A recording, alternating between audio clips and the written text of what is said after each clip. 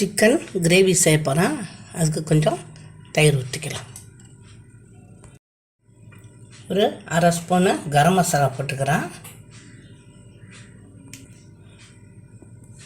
Salt ஒரு 1/4 spoon. இஞ்சி பூண்டு பேஸ்ட்டு 1 ஸ்பூனு. எல்லாம் போட்டு பிசைஞ்சு ஒரு அரை மணி நேரம் ஊற வைப்போம். நம்ம சிக்கன் கிரேவி செய்ய போகிறோம். வாங்க வீடியோக்குள்ளே போகலாம். சில்லி பவுட்ரு ஒரு ஸ்பூன் அளவு போட்டுக்கிறேன். அப்படியே கிளறி ஒரு 1/2 hour வைப்போம்.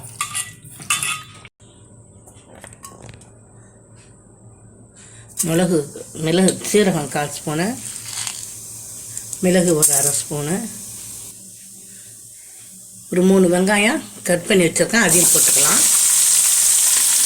நல்லா வதக்கிக்கலாம். கொஞ்சோண்டு உப்பு போட்டுக்கலாம் வதங்கிறதுக்கு.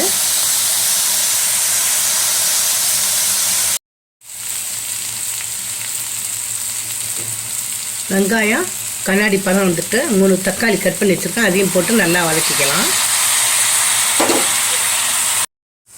பாருங்கள், வெங்காயம் தக்காளி நல்லா வதங்கிட்டு நம்ம ஸ்டவ் நிறுத்திடலாம். ஆற விட்டு அரைச்சிக்கலாம். இப்போ இந்த வெங்காயம் தக்காளி அரைக்கிறதுக்கு ஒரு ஸ்பூன் கிட்ட கசகசா போடுறேன். முந்திரி கொஞ்சம் உடச்ச முந்திரி ஒரு 6-7 போடுறேன்.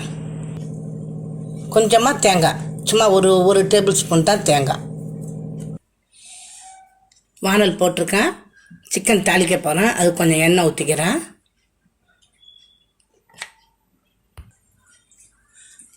எண்ணெய் காஞ்சிட்டு நான் இந்த தாளிக்கிற சாமான்லாம் இதில் போடுறேன்.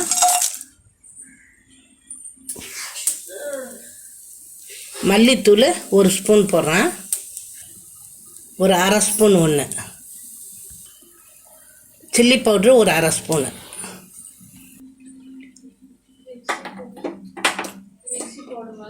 ஒரு நிமிஷம். இஞ்சி பூண்டு சாந்து 1 ஸ்பூன் போடுறோம்.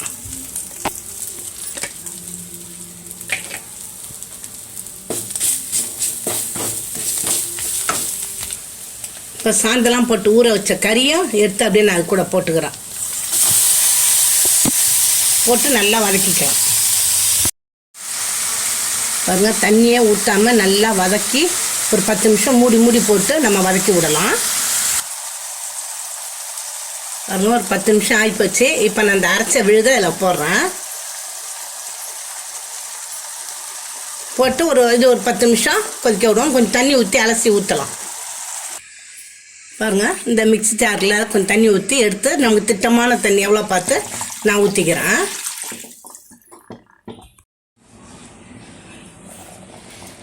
பாருங்கள், நல்லா கொதிக்குது. இப்போ இந்த ஒரு மிளகாவை 4ஆக கட் பண்ணி போட்டிருக்கேன். இப்போ போட்டால் செம்மத்தியாக வாசமாக இருக்கும் போட்டிருக்கேன்.